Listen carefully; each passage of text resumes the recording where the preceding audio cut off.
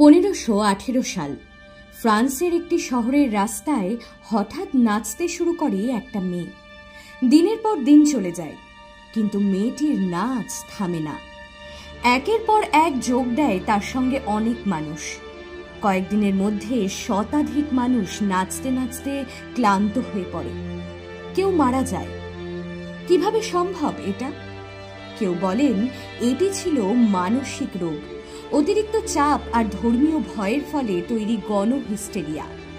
আবার কেউ মনে করেন খাবারে থাকা এক ধরনের ছত্রাকের বিষক্রিয়ায় শরীর নিয়ন্ত্রণ হারিয়েছিল।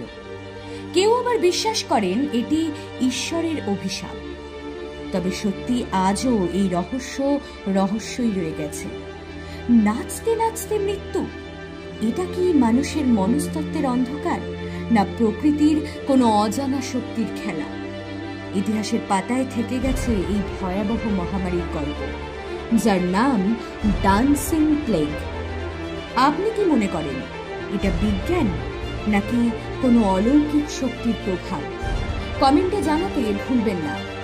আর আরও এরকম রহস্য রোমাঞ্চকর ঘটনা জানার জন্য সাবস্ক্রাইব করুন আমাদের এই চ্যানেলটিকে।